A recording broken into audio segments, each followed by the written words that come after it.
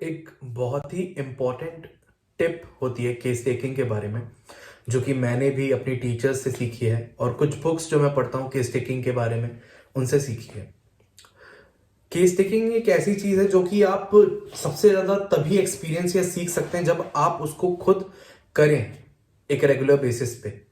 जैसे कि आपकी क्लिनिकल क्लासेस होती हैं या आप किसी के अंडर सीखते हैं या आप खुद केसेस लेते हैं किसी पेशेंट का, तो उससे बेहतर आपको केस टेकिंग सिखाने का कोई और फॉर्म नहीं हो सकता। पर उस लेवल पे आने के बाद जब आप किसी पेशेंट का केस ले रहे हैं, उससे पहले एक बेसिक बैकग्राउंड, एक बेसिक नींव बनानी पड़ती है आपको, जिससे कि आप जान पाए कि अब जो आप काम करने जा रहे हैं वो काम करना कैसे है। आप कभी भी कोई खाना बनाने जाते हैं, डिशेस देखते हैं ऑनलाइन पे, तो पहले क्या आप देखते हैं कि इंग्रेडिएंट्स क्या क्या नेसेसरी हैं जो ये बनाने के लिए मुझे चाहिए, और आप पहले वो सर्च करते हैं अपने घर में।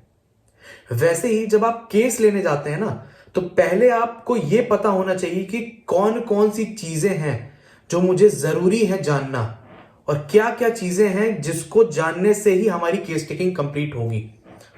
और ये हमें तभी पता चलता है जब हम केस टेकिंग के अफॉरिजम्स पढ़ते हैं, जो कि है अफॉरिजम 82 से अफॉरिजम 104। पर कुछ और ऐसी बुक्स होती हैं जिनसे आपको केस टेकिंग के बारे में बहुत ही प्रिसाइज इंफॉर्मेशन मिलती है, जो कि उस पर्टिकुलर डॉक्टर ने, उस पर्टिकुलर स्टॉलवर्ट ने अपने जमाने में अपने कुछ टिप्स देखे थे कि हाँ, ये इस तरीके से अगर ये चीज देखी जाए तो ये अच्छे तरीके से समझा जा सकता है। ऐसे में कुछ बुक्स आती हैं जैसे कि आर्ट ऑफ इंटरोगेशन हो गई by doctor peer Smith. Doctor LM. Khan sir की आती है case perceiving no thy self. अगर और ऐसी केस टेकिंग के ऊपर अगर आप सुनना चाहेंगे तो द एलिमेंट्स ऑफ होम्योपैथी करके एक बुक आती है डॉक्टर पी शंकरन की। उसमें एक पार्ट, और 2 वॉल्यूम की किताब है, उसमें मटीरियल भी है कुछ पार्ट्स में फर्स्ट वॉल्यूम में, पर उसमें एक केस टेकिंग के ऊपर एक पर्टिकुलर सेक्शन है जो कि बहुत ही ब्यूटीफुली लिखा गया है, और भी बहुत सारे स्टॉलवर्ड्स की बातें उसमें लिखी गई हैं कि वो क्या देखते थे केस टेकिंग के बारे में। अगर अभी आप नैश लीडर पढ़ते हैं तो नैश लीडर की भी एक बहुत ही खास बात होती है कि जब नैश लीडर में आप मटीरिया की कोई मेडिसिन पढ़ रहे होते हैं ना, तो बीच बीच में कुछ ऐसे ऑर्गेनॉन से रिलेटेड, फिलॉसफी से रिलेटेड टिप्स या फिलॉसफी से रिलेटेड कॉन्सेप्ट्स बताते हैं डॉक्टर नैश आपको, जो कि क्लैरिटी लाते हैं आपके दिमाग में कि अच्छा ये चीज ये होती है। फॉर एन एग्जाम्पल, कि जीनस एपिडेमिकस हम पढ़ते हैं कि हम जीनस एपिडेमिकस निकालते हैं, तो ये जो जीनस एपिडेमिकस टर्म यूज करा गया है, ज्यादातर ये कंसीव किया जाता है कि ये जीनस एपिडेमिकस हम एक मेडिसिन को कहते हैं। कि अगर मान लीजिए हमारी अभी एपिडेमिक फैला हुआ या कोई पैंडेमिक फैला हुआ है, और आर्सेनिक एल्बम जैसे दवाई आई थी, या फिर कैम्फर या और भी दवाइयां जो आई थी, तो that is a particular genus epidemicus. पर हमें नैश सर बताते हैं कि ये एकदम गलत बात है। अगर आप ईबी नैश सर की किताब से, leaders of in homeopathic therapeutics से एपिस का चैप्टर पढ़ेंगे, तो उसमें बिटवीन द लाइंस आपको ये बात समझ में आएगी कि वो लिखते हैं कि genus epidemicus is actually the totality of symptom that we make for the particular endemic और the particular pandemic that we are dealing with. उसका मतलब ये नहीं होता कि आप जो मेडिसिन चूज कर रहे हैं, जो टोटलिटी आप बना रहे हैं। मान लीजिए पैंडेमिक कोविड फैला हुआ है, मैंने अपने इलाके में, अपने शहर में एक केस चेकिंग चालू करी, और मैंने देखा कि मेरे पास जो लोग आ रहे हैं उसकी मैंने एक टोटलिटी बनाई, जैसे कि वो डॉक्टर हनीमन ने एक्सप्लेन किया हुआ है अफॉरिजम्स में, कि आप बहुत सारे केसेस लीजिए और आप एक टोटलिटी बनाते जाइए, और उसके अंदर एक पिक्चर के अंदर वो टोटलिटी को इंक्लूड करते जाइए। जब वो जो टोटलिटी आप बनाते हैं ना, उसको हम कहते हैं जीनस एपिडेमिकस, और उस टोटलिटी के बेसिस पे आप कोई रेमेडी चूज करते हैं। अब एक जीनस एपिडेमिकस जो मैंने बनाया है वो डिफर कर सकता है दूसरे डॉक्टर के बनाए हुए से, क्योंकि उसको हो सकता है कुछ ऐसे सिम्टम्स मिले हो उसी पैंडेमिक के जो मेरे पास, मेरे इलाके में वो सिम्टम्स नहीं प्रेवलेंट हो। ऑल्दो उसमें बहुत ही फाइनर डिफरेंशिएशंस हो सकते हैं, पर ऐसा होता है। बात बेसिकली मैं आपको ये बताना चाह रहा हूं कि अगर आप ईबी नैश जैसी किताबें पढ़ेंगे, तब आपको ये रियलाइज होगा कि ये जो बहुत ही माइनर डिफरेंसेस होते हैं, ये आप कैसे पकड़ सकते हैं। और इसके लिए बिटवीन द लाइंस रीड करना बहुत जरूरी है होम्योपैथिक किताबों को। आज जिस बारे में मैं बात करने वाला हूं वो बेसिकली होम्योपैथिक की किताब नहीं है, पर क्लिनिकल मेडिसिन अगर आपको सीखनी है, डायग्नोसिस सीखनी है, अगर आपको प्रोग्नोसिस के बारे में जानना है, और अगर आपको जानना है कि कोई पेशेंट मेरे पास आ रहा है, अब ये क्या बीमारी है, तो वो एक ऐसी किताब है जिसको पढ़ने से मुझे लग सकता है कि आप लोग एक क्लैरिटी में आएंगे। ज्यादातर मेडिसिन की किताबें, पीओएम की किताबों में हमने आजकल देखा है क्या होता है कि पैथोलॉजी पे या उसके अंदर की पूरा फिजियोपैथोलॉजी पे ज्यादा ध्यान दिया जाता है कि क्या चीजें हो रही हैं, कैसे हो रही हैं, कैसे ये डिजीज प्रोड्यूस हो रहा है।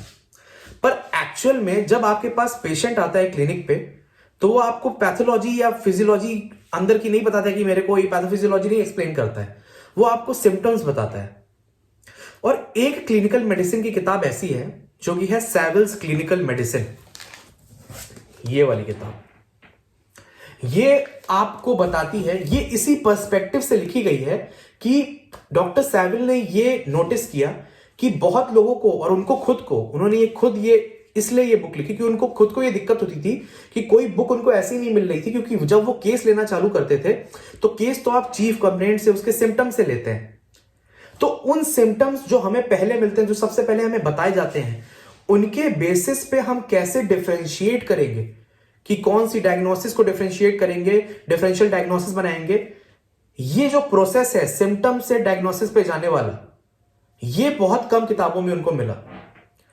तो इस किताब में जब आप कोई भी चैप्टर पढ़ते हैं, फॉर एग्जांपल अगर आप हार्ट का चैप्टर पढ़ते हैं इस किताब में, तो जब डॉक्टर सैविल हार्ट के बारे में आपको बताएंगे तो पहले चैप्टर के पार्ट ए में वो बताएंगे आपको सारे symptom related to particular cardiovascular system, कि ये सिम्टम्स आपको इस सिस्टम में देखने को मिलेंगे। फिर वो आपको पार्ट बी में वो डिजीजेस के बारे में बताएंगे, वो फिजिकल साइंस के बारे में बताएंगे, और फिर वो लास्ट में आएंगे वो पर्टिकुलर एक तरीके से डायग्नोसिस वाले डिजीज पे कि हाँ इस डिजीज में ये वाली चीजें ज्यादा मिलेंगी, इसमें ये मिलेंगी। पर अगर आपके पास सबसे पहले कोई इंसान आ रहा है सिम्टम लेके, तो इस किताब को पढ़ने का फायदा यह है कि जब आप इस किताब को पढ़ते हैं और आप सिम्टम सुनते हैं ना, तो आपको रियलाइज होता है कि अच्छा ये सिम्टम, अगर ये सारे सिम्टम मिल रहे हैं तो may be this part of the body is more affected, and you search for the diagnosis with in that part of the body, और आप नैरो डाउन करते हो चीजों को।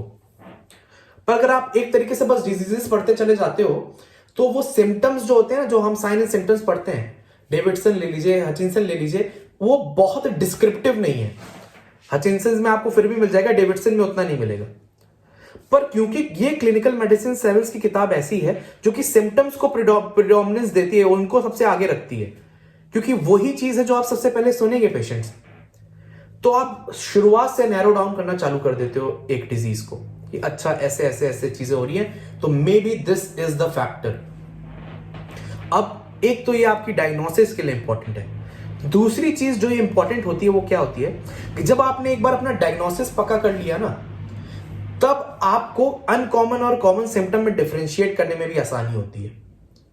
मान लीजिए अगर आपको पता है कि ये इस पर्टिकुलर डिजीज से सफर कर रहा है और ये पर्टिकुलर सिम्टम्स होते हैं इस डिजीज के जो कि कॉमन है, तो जब आपको होम्योपैथिक रेमेडी सेलेक्ट करनी है तो आपको वो अनकॉमन सिम्टम उठाने हैं, ना कि वो डिजीज के कॉमन सिम्टम उठाने हैं। आपको अफोरिज्म 153 याद करना है हैनिमैन सर का, और उसमें से आपको देखना है कि what is uncommon, peculiar, striking in that particular case.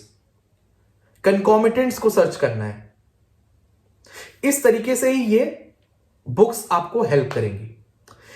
आज मैंने ये पर्टिकुलर वीडियो बनाने का मेरा रीजन भी ये था कि एक बहुत ही ब्यूटीफुल लाइन पढ़ी मैंने क्लिनिकल मेडिसिन, शुरुआत का जो पहला चैप्टर है इसमें डॉक्टर सैविल्स की किताब का, वो एक्चुअल में केस टेकिंग के बारे में बता रहा है।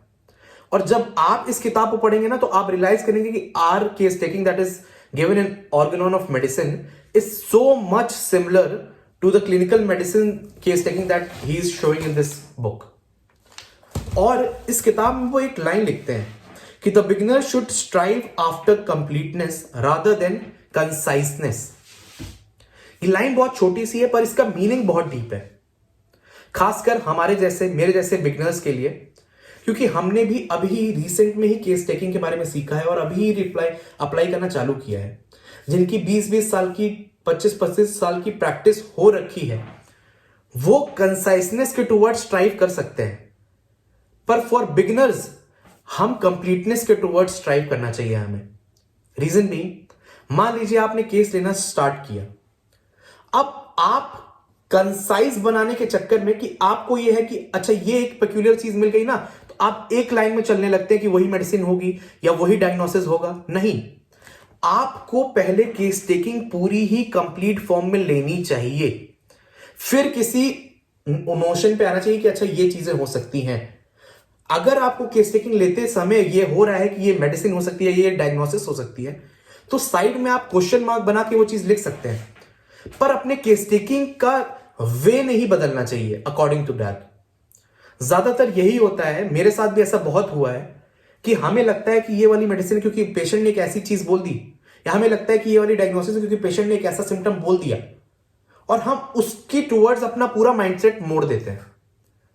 पर यहां पर डॉक्टर साइविल कह रहे हैं the beginner should strive after completeness.